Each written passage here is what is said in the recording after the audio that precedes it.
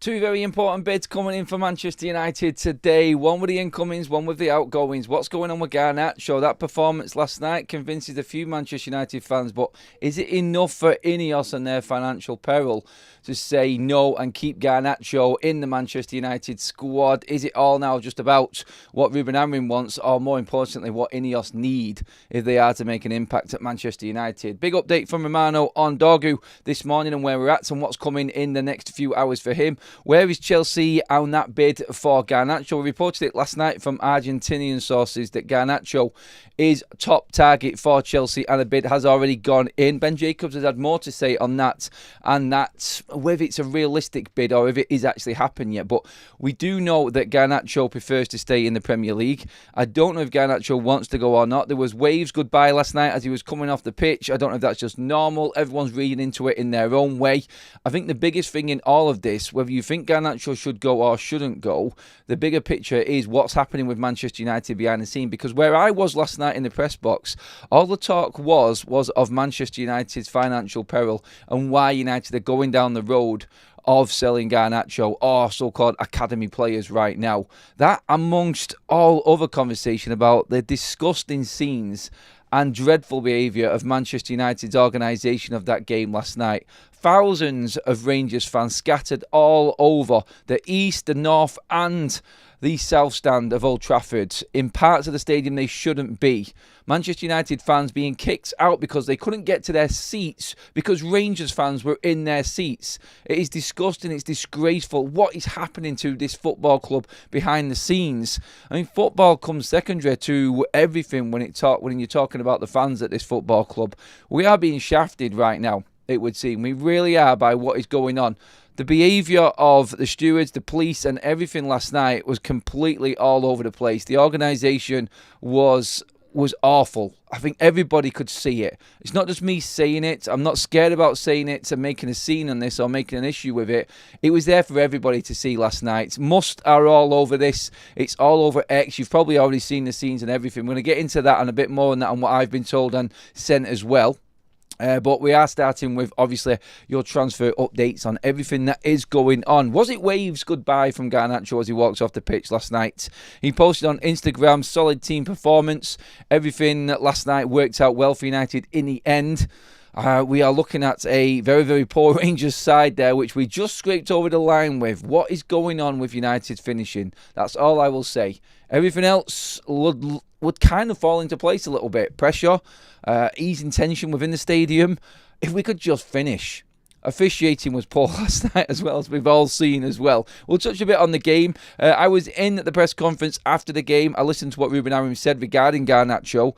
I will be back live later with the embargoed version of that press conference. I already know what Ruben said. Some interesting comments on the goalkeeping situation, Marcus Rashford, amongst some other things that were asked as well. I'm not allowed to say anything in detail on that until 1:30 today. So we'll be back with a live show this lunchtime as well with all of them remarks and what was said last night. So yeah, when it comes to Garnacho right now and where we're actually up to, Romano has said there should be a bid going in today. Well, he said it not should, but he is alluding to Chelsea now coming forward. They have approached Manchester United.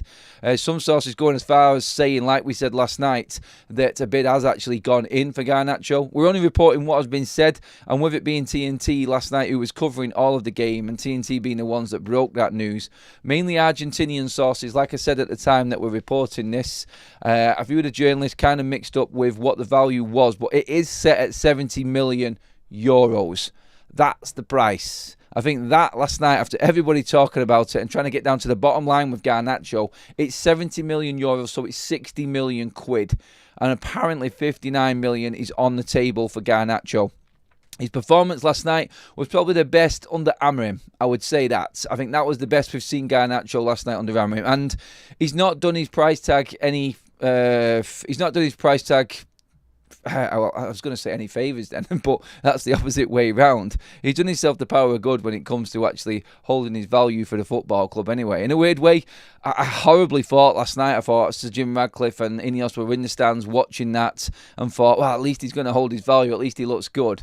Rather than going down the other line of another young academy player coming through at Manchester United and making it, and proving his worth to Manchester United, I couldn't help but automatically feel what INEOS would have been thinking, and that money coming into United. Look, we've broke it down and we've itemised everything that could happen, and we've been through every single point about how this would prosper Manchester United financially. The thing is, what you've got to look at with Garnacho right now, it's last night people would get carried away. I've seen all of the tweets. I've seen everything. Where is everybody who was criticising Garnacho, saying he's not good enough? Where are all the apologies? Why are people not talking about Garnacho not fitting into Ruben Amorim's side and his system and everything like that? I get it. When you see a performance like that, you can get a little bit carried away with it. But the realistic look on this is, can you do it at Fulham on Sunday? Are you going to do it back to back? And that is where United are at right now. It's the consistency level. Now, last night against the poor Rangers side, Garnacho fitted into that role. He was inside. He was doing better inside. He was doing better more centrally last night. Picked up on all of that. He was direct. He was first-time crosses. I said all of this in my match vlog after the game last night. And massive praise for Garnacho last night. He had a decent performance. Very good performance. Along with a few other players. But it was Rangers. And we're not getting carried away by it. All that's significant right now is was that a wave goodbye to the Manchester United fans last night? Ruben Amorim, when he was asked about this, and I was here when he said the value of Garnacho was put towards him in a press conference, and Ruben Amorim's quote afterwards, I tweeted it out, he said, look, he's a United player, he's playing with us right now, he's doing very well, he's done a lot better in this game, but we will see in the next few days. That doesn't really fill me with much confidence that Ruben Amorim thinks that Garnacho is going to be a United player by the end of the window. And stay tuned for the Rashford update later on, by the way, in the IMAGO version. Lovely. But Garnacho, when answering questions, when Amorim when answering questions on Garnacho there, I think it was just that feeling that you got, and everybody in the room was the same. It was like, oh well, that's not really committed. That's not really saying that Garnacho is definitely not going anywhere. He won't come out and say he's not for sale. That's the thing with Ruben right now. I think he just wants this window over right now, whereas he was probably looking forward to it and actually making moves in the window that helps him and his Manchester United squad. I actually think that Ruben Amorim right now cannot wait for this window to end so he doesn't have to answer questions and he's going to know exactly where he stands. Where he stands after it is going to be of massive interest to everybody because we need to have these situations rectified. We really do. I can't talk about other players as well because of what he said and it's been embargoed, but just think about all of the issues at Manchester United right now and all of them questions coming up in the embargo version regarding squad coming up later on. That's what was said last night. So make sure you're tuned in for that one. We can't say anything yet because we get in trouble. But it was very, very interesting. And the vibe I get from Ruben right now is, after my big Mike Ashley gulp of coffee, he just wants it done. It really does look that way. It's draining the life out of him, asking these questions being asked and him answering them exactly the same way every single time. He has been told by INEOS for me, and he knows exactly where he stands with Manchester United. I feel, and there was a couple of journalists last night as well who said this, he has been told he just has to wait it out until the summer. That would be criminal. Absolutely criminal. And I go back to a simple little story that I told yesterday and the day before about Enciso going on loan from Brighton to Ipswich. And this is what scared me. And this is what made me think, you know what? We haven't got anybody lined up to replace Garnacho. This is just to cover PSR. And I start to thinking and my head starts to spinning again. But United were going to loan Enciso. That was a replacement for Garnacho. They actively know and feel like Garnacho is going to go. And they went for a loan, not a permanent buy. So they wasn't then, and I don't think they've got any intention of spending this money in January. I think it's to get through the financial year. I'm not saying they're not going to spend it in the summer, but if there isn't 250 to 300 million spent in the summer, there's going to be massive amounts of questions asked on INEOS. But That's the ultimate fear. When I'm piecing things together in my head, and purely my opinion, but why? When you look at it, when you put it all down on the table, Ruben Amorim will not say that Garnacho is staying. He will not say he's not for sale. We'll see in a few days. That's what the comment comes out every single time. Bids are going in from Napoli. Napoli apparently are not out of the race for Garnacho either right now. Bids are imminent and apparently already in for Garnacho from Chelsea. This money is not going to be spent. Dorgu comes in, I don't think, with any concern over PSR at all. I think United, we'll touch on Dorgu in a minute, United are not bothered about that deal. It works in with PSR comfortably. If United sell Garnacho, I really don't think there is a permanent buy coming in. Whether or not there's a loan or something like that, I'm not saying that's not. But Enciso and that 11th hour bid for him is a warning sign, I think, to every United fan to brace yourselves. If Garnacho does go, INEOS will not spend that money in January and back Ruben Amorim. And that, I think, will be the breaker. That will be the one that hits the Manchester United fan base with everything that's going on with the club right now as well. I think that's going to be significant if that happened. But who?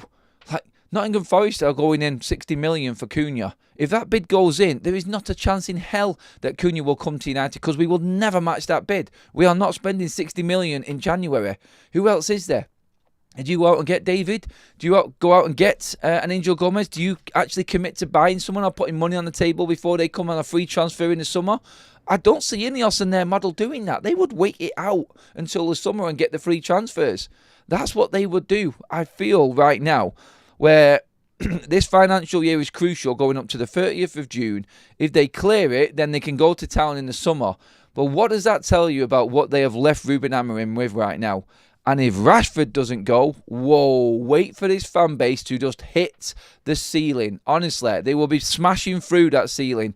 Because right now, the mood around the fans, around Old Trafford in particular, is one of pure dejection, anger, frustration with what's going on and how this club is being run. Last night, thankfully, the players pulled it out the bag and they gave the fans. It was an amazing atmosphere last night in Old Trafford. It was brilliant. Rangers fans did play their part, rightly or wrongly, in terms of what they did before the game, after the game, and everything else that you've seen on the pictures on social media. They were brilliant in their singing and their atmosphere and adding to it. United fans just as good. It was brilliant. Viva Garnacho was sung by, and I think probably one of the loudest chants of the night by the Manchester United fans last night. They're making their thoughts clear. There is a coming together coming right now between the fan base and INEOS. I can feel it bubbling up. I really can. And Ruben, poor old Ruben, has got his arms tied behind his back. Garnacho is going to blow this situation up one way or the other. The other being that United really struggle. Would you rather us, if it meant selling Garnacho saves our PSR situation going into next season? Honestly, I think United fans would take the point deduction rather than selling Garnacho. I think they would. Honestly, going into next season, you know what? You get what you deserve. And it sounds really stupid of me saying this, but it does strengthen Ruben Amorim's position at the football club. There is no way that INEOS could move or budge on moving Amorim. The United fan base is in love with Ruben Amorim. They are. Academy players are big at Manchester United. Look, I've said this before so many times. The situation with Garnacho is, I understand the PSR situation. There is that Nostalgia FC tag that United fans need to forget about. They really do. The problem with Garnacho right now is, if the likes of Casemiro, Antony, Rashford, all of these players were already gone, I don't think anyone has a problem with Garnacho leaving. It's understandable. We have to move into the new era of football. PSR is key.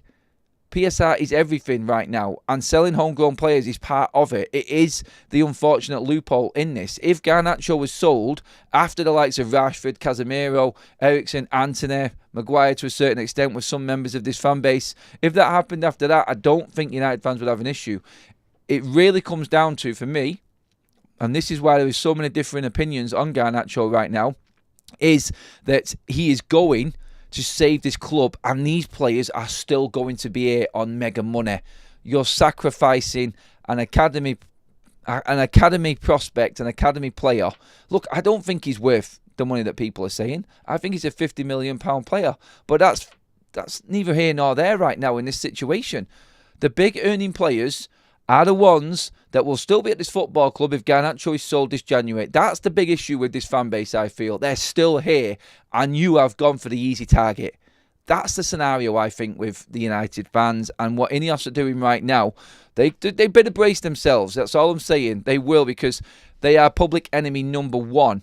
And I guarantee when we do the Munich Memorial and the Munich Remembrance next month, if they turn up to that, with everything going on right now, it'd be really interesting if they do turn up to that, because it's easy to turn up to these events. They did do last year, but they hadn't done anything yet. They haven't made any big decisions. There is a lot of hardcore Manchester United fans turn up to that event and to that tribute. It'll be interesting to see if there is any heckling or any sort of policing there in concern with what might come, because this fan base is fed up with what is going on right now. It does lead into what I'm going to talk about in a bit as well, but I want to get your opinions on the Garnacho situation as well right now and where we're actually at with it. So please do get your comments in the comments section. Please make sure that you do give the video a like. We're at 150 already, over 1,400 people in the room. Get honest with me, everybody. Come in strong. Where are you at with this whole situation right now? We need honest opinion in the chat, please, everybody. By the way, we are only 14 subscribers away from 72k. So if you haven't subscribed already, you are missing out on content and updates daily, hourly.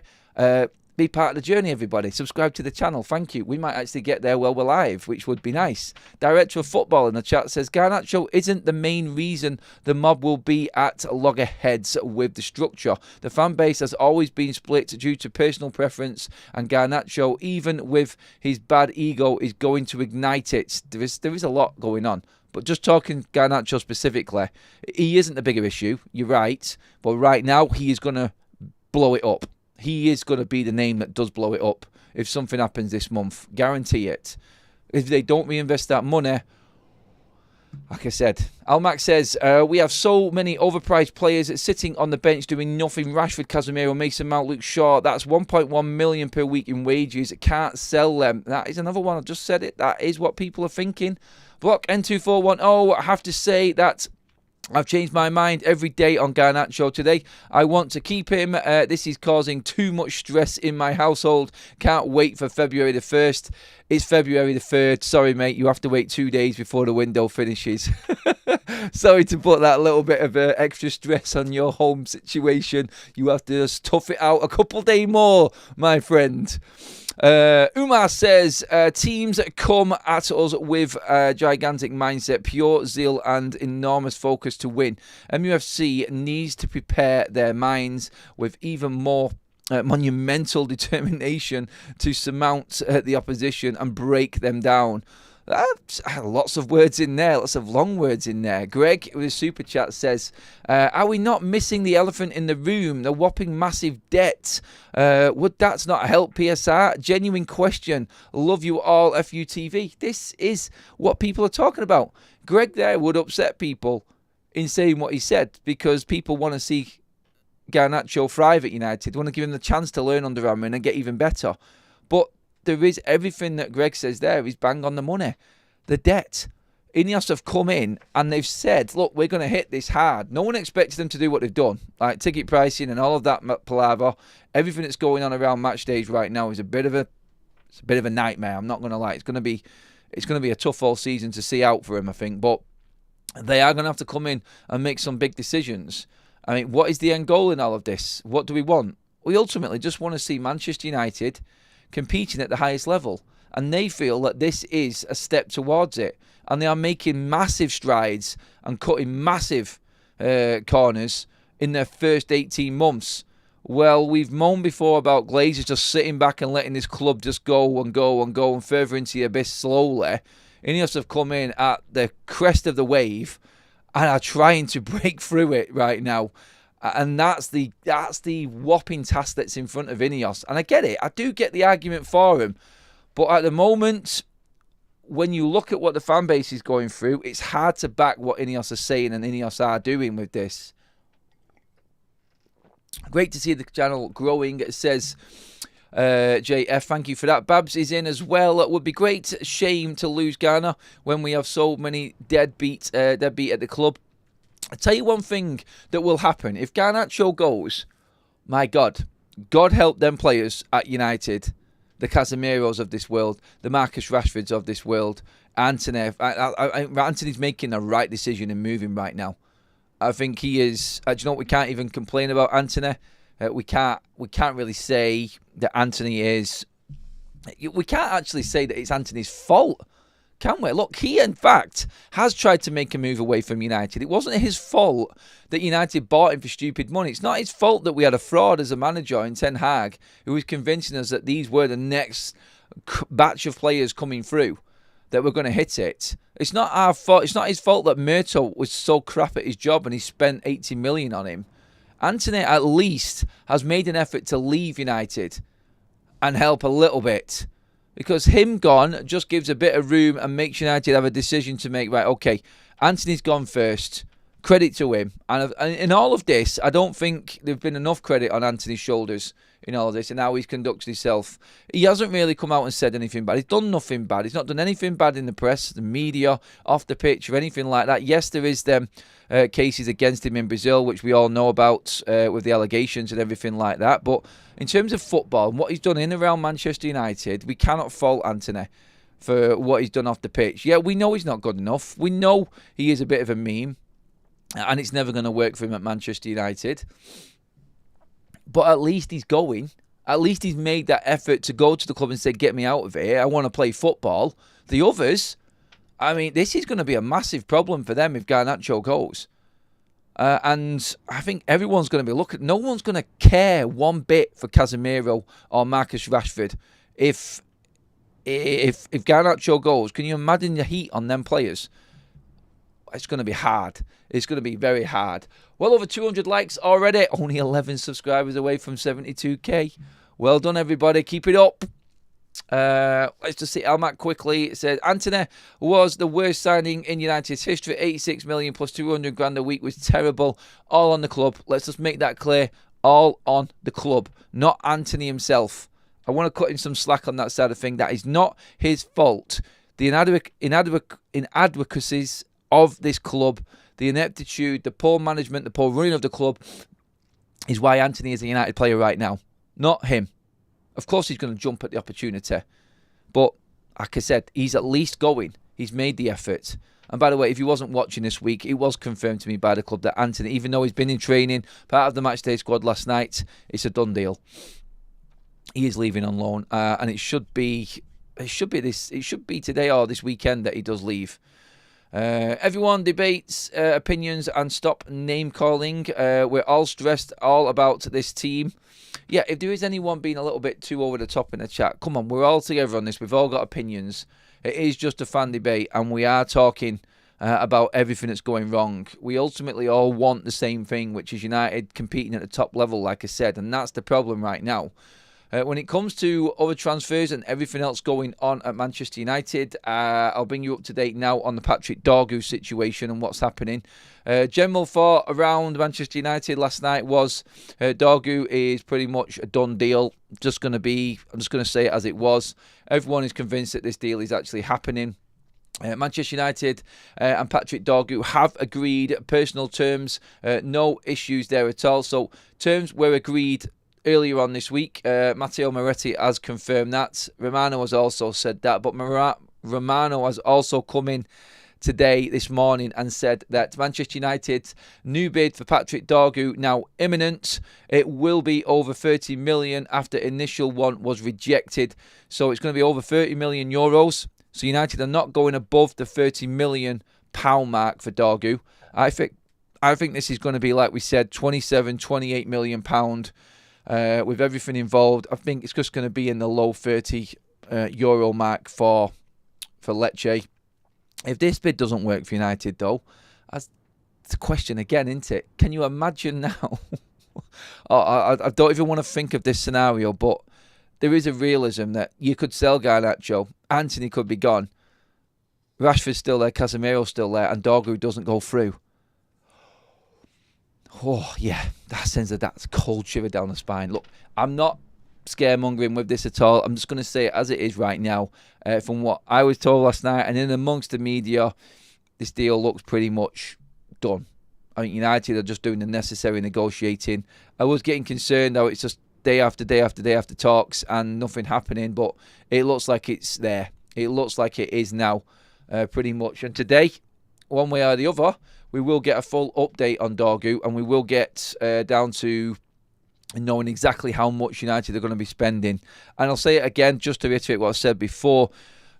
The Athletic are the ones that are saying that, going off the figures that are out there, Manchester United can make this deal happen without selling any players. Financially, PSR related as well. Dorgu will come into United without any issue at all to PSR.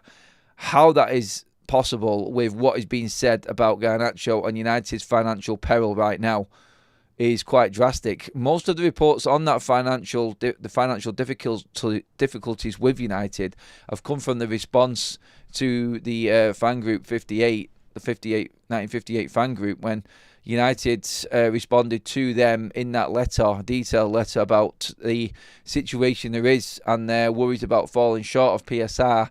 That's been brought up a little bit more and added to by the media and the publications and journalists from that letter sent to the 58 group. So that's where we're at with the financial peril. They have actually admitted that there is concerns about PSR, and I think that's what's got everybody talking right now. Everybody is on to this is why we're selling Garnacho. This is why we're having to sell our so-called best players. It's simply because we just got no money. Well, yeah, I think it is looking like that. And they said in that letter that there is going to be some big decisions and there's going to be some hard decisions. This is probably the hardest one, I think. But again, if they don't bring anybody in, it's going to be 20 times worse. Tonk Nash says with a super chat, stop the emotional, we need money. Great channel, thank you, Tom. A ton cash. Get your comments in, everybody. Keep on giving me your opinions on this. Nothing special about Garnacho whatsoever.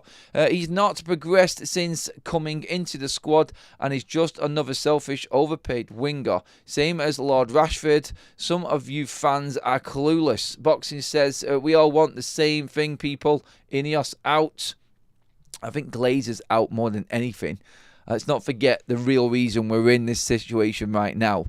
Glazers, then INEOS, if they don't fix this and what's actually happening. Can you imagine what INEOS are going to charge when they go into a new stadium? It's a blank page. If they build this new stadium and the cost that it's going to incur and everything along with it, can you imagine how much tickets are going to be for that stadium? That is scary. That really is. I'm going to keep popping into the chat on your comments and your debates as I can see them coming.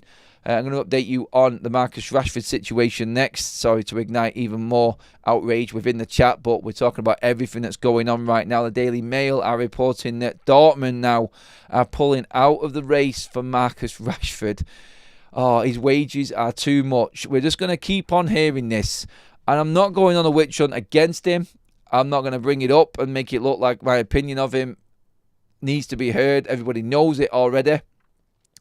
But it's not his fault. He's on these wages. It's United's, and this is the problem.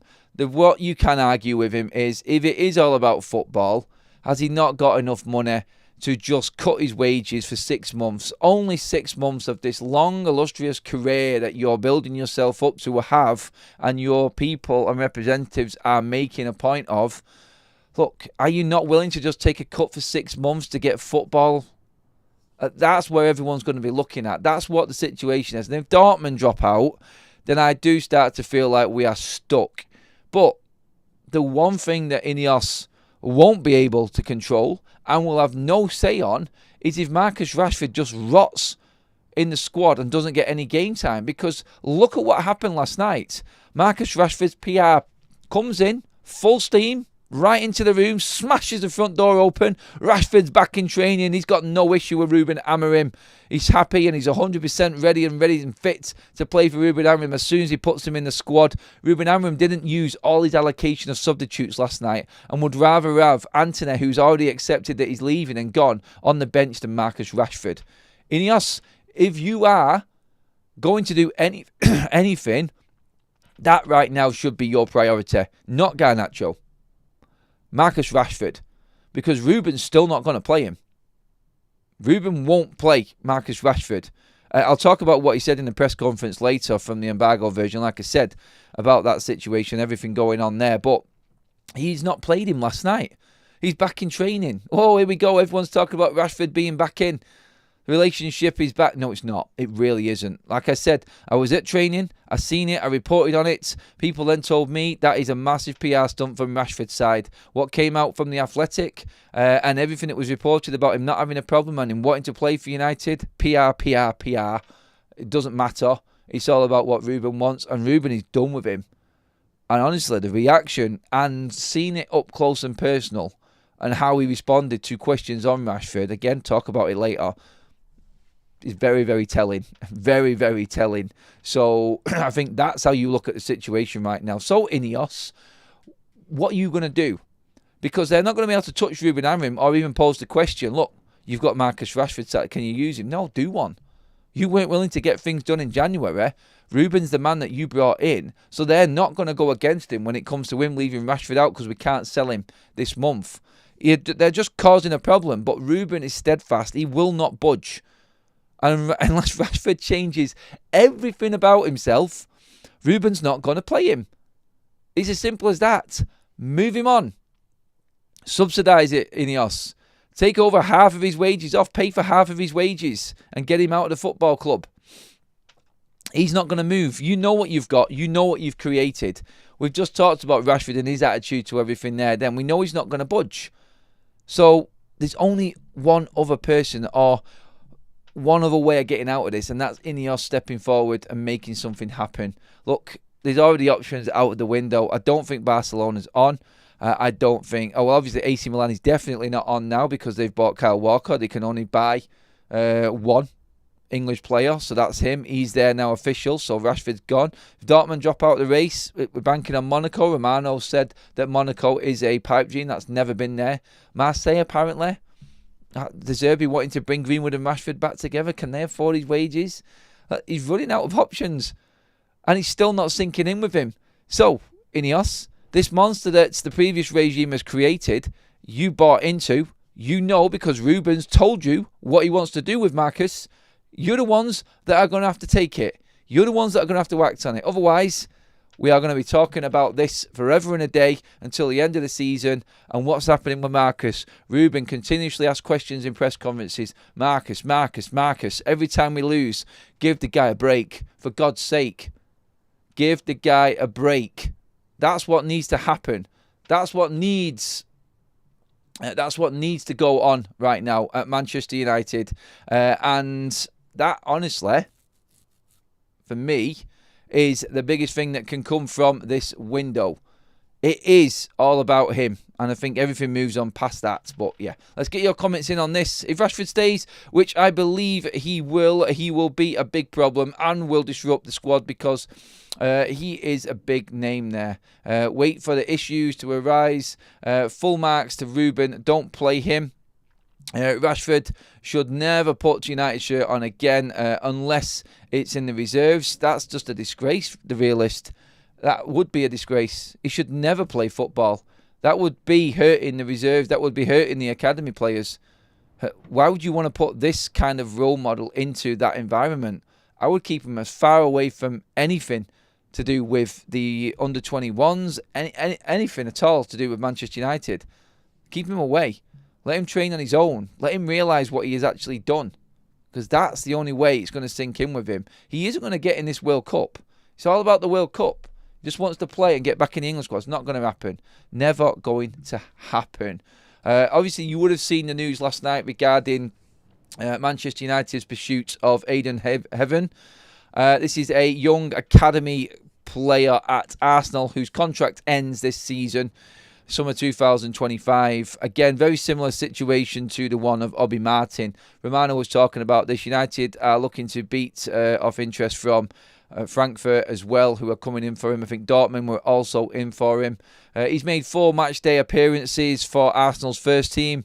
6'2", centre-back, plays left, plays right, comfortable on either side from looking at him. Hasn't had any first-team experience. Again, I don't think it's anything that really needs to be looked at with any real optimism yet. It's another prospect, and I don't think any Manchester United fan is looking at that going, oh, I'm really excited about that. I think we've seen this before. I think everybody's looking to see what United do significantly to enhance Ruben's chances with this first team. Are you going to buy anyone that's going to come right into that first 11? That's the question on Manchester United fans' lips right now. We don't care about anything else. Obviously, we do care about the future of this club, but we have got plenty of young prospects coming through ourselves.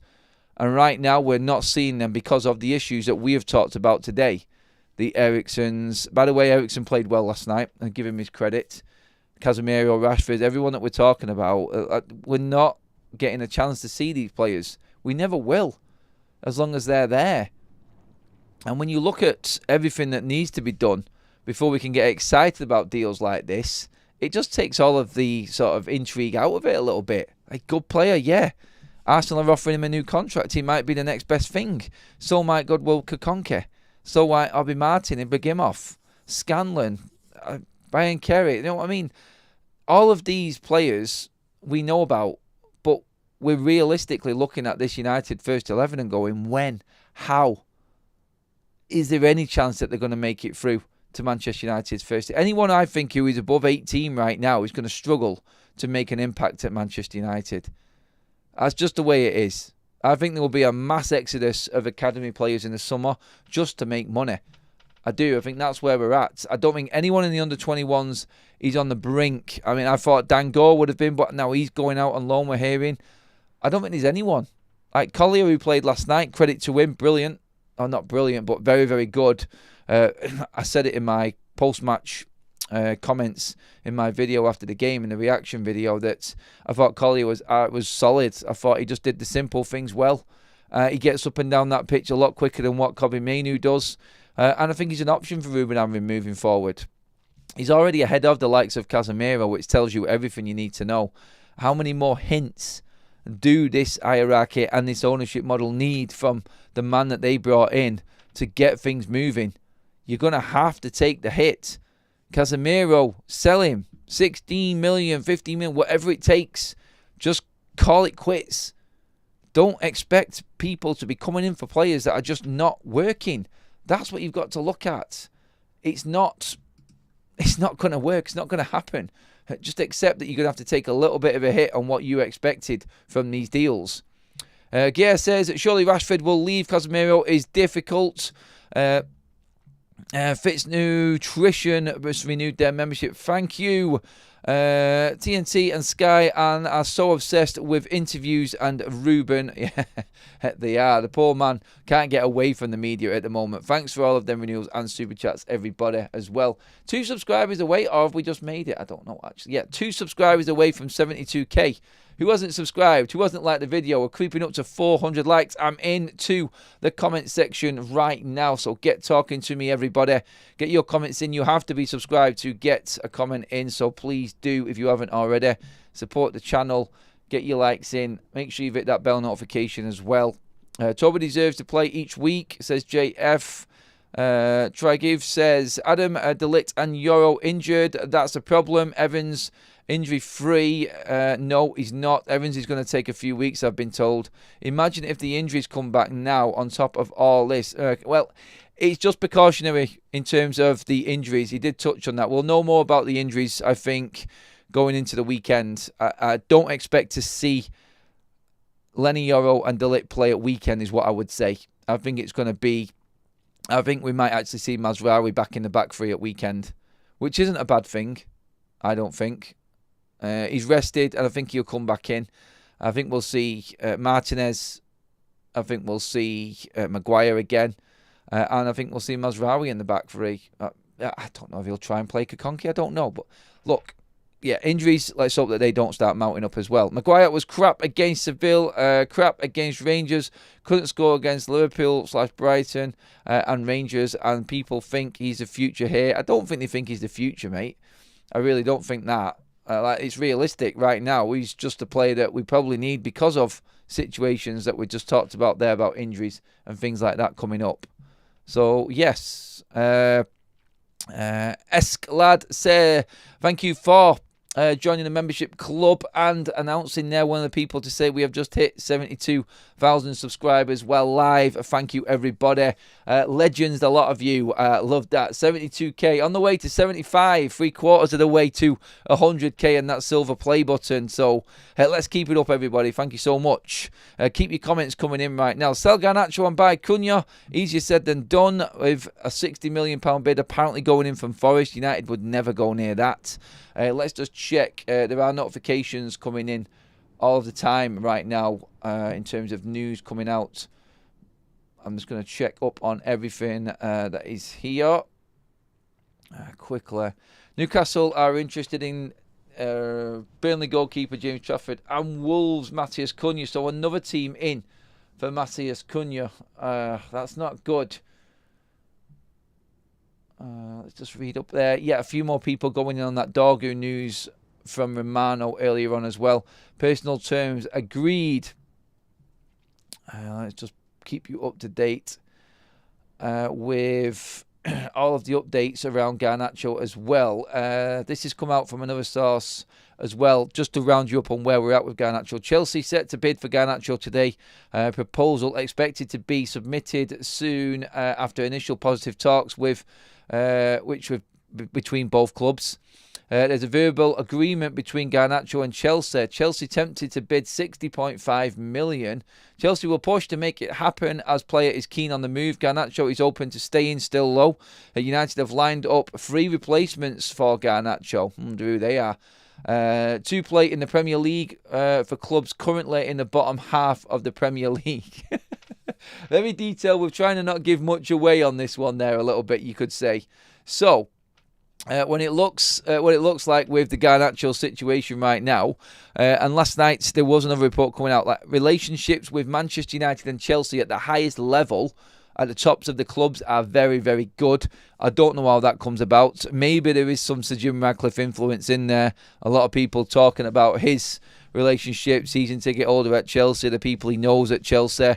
And maybe he is pulling strings there. I don't know. I'm only guessing on that side of things. But still, when you look at it, if Chelsea are going to offer 60.5 million or anything in and around 60 million, that is Garnacho's value and some, I think. I think that is a bid that United can't turn down. Personally, like I said, I don't have an issue with Garnacho staying at all. I think it was his best game under Amorim last night. I want to make that point clear. But if this does bring Manchester United 3 or 4 more quality players through the door, 60 million is a lot of money. There's not many players at Manchester United worth that at all with where we're at. Let's not forget, Garnacho has been part of our Manchester United failing side as well. I'm not saying it's his fault. I'm saying that this squad of players are where they are in the league because of their attitudes. And they've all contributed to it. Is there anyone in that squad you actually think is worth more than 60 million? Be honest with me right now. Apart from Ahmad, I would say no. There's no one in this team worth 60 million. You could go through it. There isn't, is there? Let's be clear. 60 million is an awful lot of money. An awful lot of money right now. And I don't think United could turn that down. But then I brought up the report earlier on. If United are not going to reinvest that this month, this fan base will be in uproar. In terms of the fan base and what's actually happening, keep your comments coming in on Garnacho. We're running it a bit longer yet. Don't worry, everybody. I'm going to get to as many comments as possible. It seems like we have just hit 72k. We're going to celebrate by getting some more comments in. Please make sure you have subscribed as well. Give the video a like. But the United fans last night, you heard the stories. I'll tell you one right now. Manchester United fans not able to get to their seats because Rangers fans were in them. And then stewards carting United fans out for kicking off about it. Get to grips with that. Honestly, like, what the hell is that about? I could actually see, and I posted a video on X last night where I was sat. You can see the Rangers segregation. You can see it there. You can see the line of stewards and police. And then on the other side, where the United fans are, there's actually Rangers fans, a group of Rangers fans. There must have been about 80 to 100 of them right there on the other side, all bunched together like they had their seats, like it was organised. I'm like, what's the point in having a segregation when there's actual hardcore Rangers fans just sat in with the Manchester United fans in the East East stand. I then look across on the South stand near the press box. There's another section on the other side of the segregation of Rangers fans there as well, mixed in. Actually, you could see Manchester United hats and Manchester United fans in and amongst it. What are we thinking here as a football club? Where are we going? Where is the match day experience? Where is the organisation within this football club right now? What has happened to Manchester United? Can you imagine you've taken your son or your child there, you're in that seat, and there is a lot of kids in and around that there. And I still think it's an absolute disgrace how Manchester United have got all of the away fans right above all of the disabled section in the stadium. Like, seriously, who is thinking that is smart? Like, how intimidating is that? You've got the people there in the wheelchairs and the disabled section there with their carers next to them. And they have got that lot right behind them. Like, literally, like 10 yards away is where all the away fans are. And then you add to that what I've just described, then sections of them. I've seen people fighting in stands, videos on the concourse, Rangers fans singing before they've even got in the stadium. How the hell is that allowed to happen in the stadium? They've not even got to the seats and they've got the brass to actually start singing Rangers songs on the concourse of Old Trafford. You're in there just trying to get a drink or talk to your friends. I say it again, the matchday experience at Manchester United, get to grips, INEOS. You're losing control of this very, very quickly. It is absolutely scandalous of what's happening at Old Trafford on a match day. Honestly, could not believe what I was watching last night. I'm turning around, I'm talking to other journalists, and I'm like, it's Rangers fans. I can actually see them bouncing around and jumping with the fans on the other side of the segregation. Like, look at us. We're in the United section here. About 100 of them.